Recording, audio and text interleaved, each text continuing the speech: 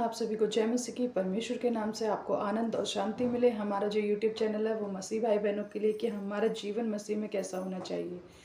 तो आज के जो टॉपिक, जो परमेश्वर की ओर से जो वचन हमें मिले हैं, उन सारे वचनों को हम आपके साथ शेयर करेंगे और देखेंगे कि परमेश्वर जिन लोगों को बुद्धि देता है वो अपने मार्ग को कैसे चलाते हैं, या हमें जब परमेश्वर बुद्धि देता है, जब हमें परमेश्वर सिखाता है अपने वचनों से, तो हमें कौन सा वचन परमेश्वर का लेना चाहिए, कैसे अपने जीवन में परमेश्वर के वचनों को लागू करना चाहिए।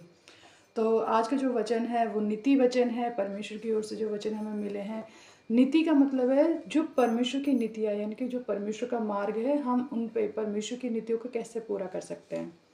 तो आज का जो वचन है परमेश्वर का, नीति वचन 13 अध्याय 18 से लेके 21 वचन तक हम पढ़ेंगे। देखेंगे परमेश्वर का वचन आज हमें किन बातें सिखाना चाहता है। तो 18 वचन में कुछ ऐसा लिखा है, जो शिक्षा को सुनी अनसुनी करता वह निर्धन होता और अपमान पाता है, परंतु जो डांट को मानता उसकी महिमा होती है। हालेलुया, परमेश्वर की महिमा हो। परमेश्वर का वचन क्या कहता है कि जो शिक्षा को सुनी अनसुनी करता है और क्या होता है, वो निर्धन होता है और अपमान को पाता है। हालेलुया।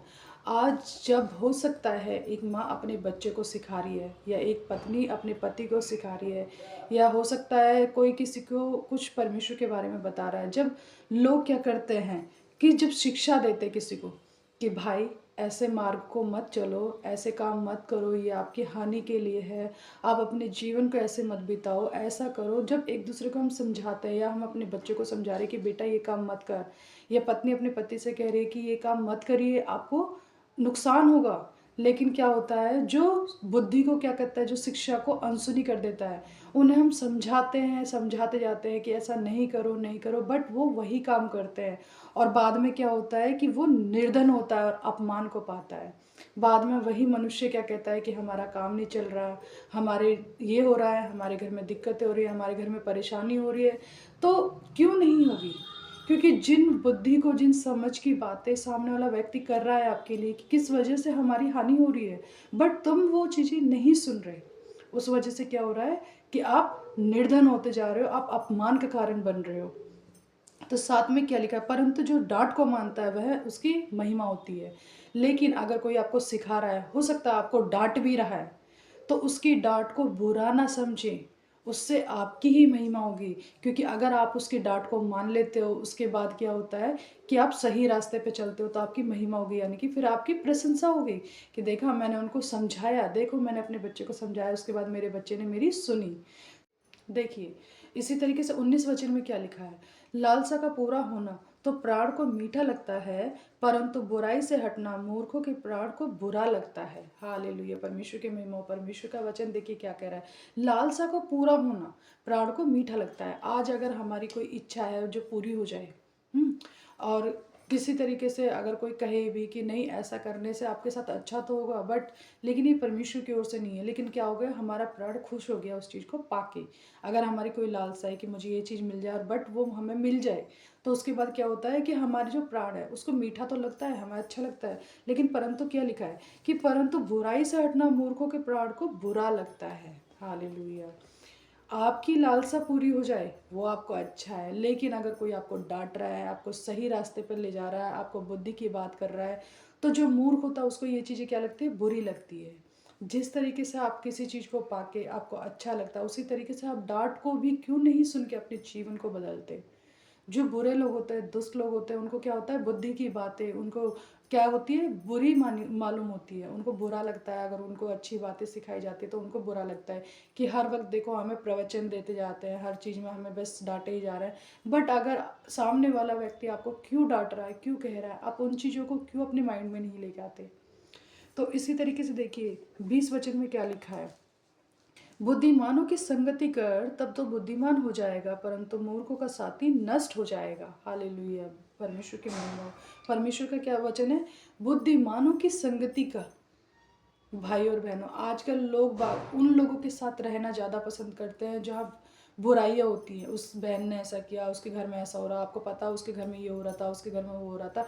लोग बाग ऐसे लोगों की संगति करना आज के टाइम पे ज़्यादा पसंद करते हैं, लेकिन जो सच में बुद्धि की बातें करता है, जो परमेश्वर के वचनों को आपको बताता है, लोग बाग उनके साथ रहना कम पसंद करते हैं। उनको ये सोचते हैं कि अरे तुम तो ज़्यादा धर्मी हो गए हो, तुम तो ज़्यादा स्पिरिचुअल होते जा रहे हो, तुम तो ज़्यादा ही आत्मिक हो रहे हो करके उन लोगों की संगति लोग बाग कम करते हैं। लेकिन परमेश्वर का वचन क्या कहता है कि बुद्धिमानों की संगति कर, तब तो क्या होगा, बुद्धिमान होगा।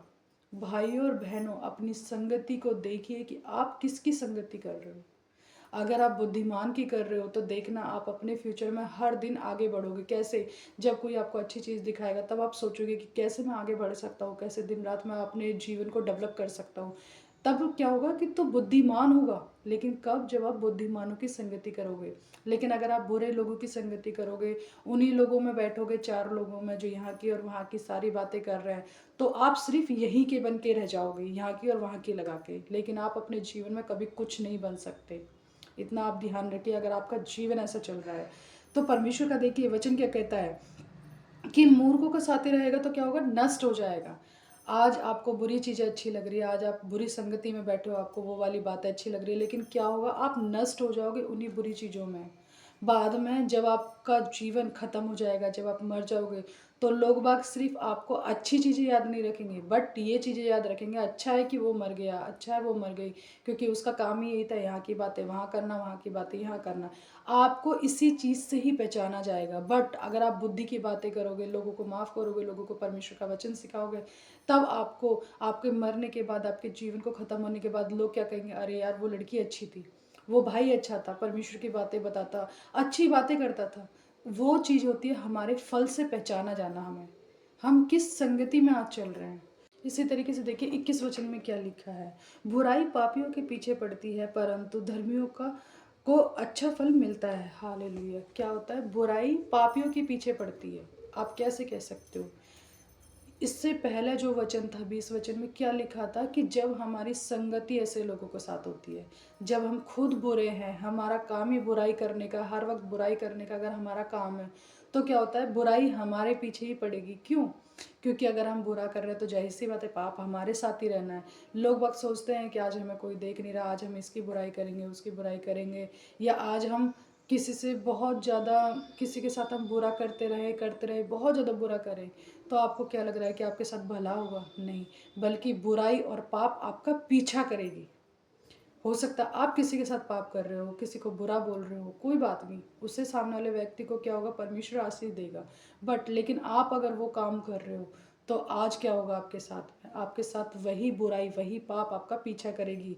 लेकिन इसमें क्या लिखा है, परंतु धर्मियों को अच्छा फल मिलता है। अगर मैंने बोला कि अगर बाई चांस किसी ने मुझे गाली दी, किसी ने मुझे बहुत बुरा बोला, कोई मेरे साथ अच्छा नहीं कर रहा, लेकिन अगर मैं परमेश्वर की नज़रों में धर्मी हूँ, यानी कि मैंने अगर बुरा नहीं किया, तो परमेश्वर मुझे अच्छा ही फल देगा, मुझे मेरे जीवन में बढ़ाएगा। ऐसा कोई नहीं हो सकता जो मुझे पीछे खींच के रख दे, कोई भी नहीं हो सकता, चाहे शैतान कितनी भी कोशिश क्यों ना कर ले, बट मेरा लेवल आगे पे आगे ही बढ़ेगा, वो पीछे नहीं होगा। क्योंकि परमेश्वर का वचन क्या कहता है कि मैंने तुम्हें पूंछ नहीं किंतु सर ठहराया है। तो हम क्या है, सर है परमेश्वर का। तो उसी तरीके से भाई और बहनों, परमेश्वर का ये वचन है। हम एक वचन को और पढ़ेंगे, इसी का ही 24 वचन है। देखिए क्या लिखा है, जो बेटे पर छड़ी नहीं चलाता वह उसका बैरी है, परंतु जो उससे प्रेम रखता है वह यत्न से उसको शिक्षा देता है। हालेलुया। आज लोग बाग अपने बच्चों को अच्छी शिक्षा नहीं देते, ना अपनी बेटियों को, ना अपने बेटे को अच्छी शिक्षा नहीं देते। परमेश्वर का वचन क्या कह रहा है कि जो अपने बच्चों पर, जो अपने बेटे पर छड़ी नहीं उठाता, इस जगह बेटा लिखा है लेकिन इस जगह बच्चे हैं। कैसे? ना कोई अपनी बेटी को अच्छी शिक्षा दे रहा है कि तू ये काम मत कर, तो व्यभिचार में फंस जाएगी। ना कोई अपने बेटे को अच्छी शिक्षा दे रहा है कि तू अपनी पत्नी के साथ कैसे बिहेव करना है, कैसे तो अपने बच्चों के साथ अच्छा बिहेव करो।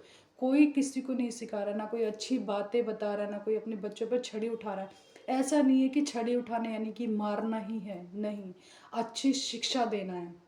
अगर बाई चांस, खुदा ना खासकर, अगर आपको बच्चे को पीटना भी पड़े, मारना भी पड़े, तो जरूर मारें, क्योंकि ताकि वो उन बुराइयों से दूर हट जाए, ताकि वो नाश ना हो उसका जीवन, बल्कि उसे परिवर्तन हो उसके जीवन में, वो अच्छे मार्ग पर चले। परमेश्वर का देखिए वचन क्या कहता है कि जो उसके ऊपर छड़ी उठाता है वो उसका बैरी ठहरता है। लेकिन क्यों?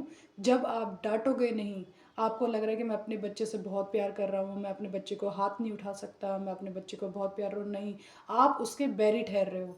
अगर आज वो बुराई के रास्ते पे है तो वो आपका कारण है, आपकी वजह से बच्चा बुरा हुआ है। आप ये नहीं कह सकते मेरा बच्चा बुरा है, नहीं, आप बुरे हो क्योंकि आपने कभी अपने बच्चे को अच्छी शिक्षा नहीं दी। और क्या लिखा है, परंतु जो उससे प्रेम रखता है वो उसको यत्न से उसको शिक्षा देता है। अगर आज आप अपने बच्चे को अच्छी शिक्षा दे रहे हो, अपनी बेटियों को अपने बेटों को अच्छे मार्ग में चला रहे हो, तो आप उससे प्रेम करते हो, उसे अच्छी शिक्षा दे रहे हो। बट अगर आप इस चीज़ से कि अरे मैंने उसको अगर कुछ बोला तो वो मुझसे बहुत लड़ेगी, मुझे गाली देगी, मुझसे लड़ेगी, माँ बाप का ये कहना होता है आजकल कि मैं अपनी बेटी को अगर अच्छी शिक्षा दूंगी, डांटूंगी तो वो मुझसे लड़ेगी, मैं अपने बेटे को बताऊंगी तो वो मुझसे ही कहेगा। क्यों? अगर आज आप नहीं सिखा रहे तो आप तो नर्क का कारण बनोगे, बट आप अपने बच्चों को भी साथ में ले जाने के कारण हो। अपने बच्चों को उस नर्क की आग से बचाइए। अच्छी शिक्षा दो ताकि वो परमेश्वर के वचनों पर चले, अच्छी राह पर चले, तब आप उससे सच में प्रेम करोगे। लेकिन अगर आप सिर्फ ऊपरी मन से उस बच्चे को प्यार करे जा रहे हो बट डांट नहीं रहे हो, अच्छी शिक्षा नहीं दे रहे हो, तो आप उसके बैरी ठहरोगे। मैं आप लोगों का धन्यवाद करती हूँ। इन वचनों के द्वारा परमेश्वर आपको आशीष दे, अपने बच्चों को अच्छे मार्ग पे चलाए, अच्छी शिक्षा दे ताकि वो परमेश्वर की नीतियों से हटे नहीं। आप लोगों का बहुत बहुत धन्यवाद करते हैं जितने लोग हमारी वीडियो को सुनते हैं, देखते हैं। परमेश्वर आपके जीवन में आनंद दे, आशीष दे और खुशियों से भरे आपके जीवन को, आपके बच्चों को अच्छी राह दे। आप सभी को जय मसीह की। परमेश्वर के नाम से आपको आनंद और शांति मिले।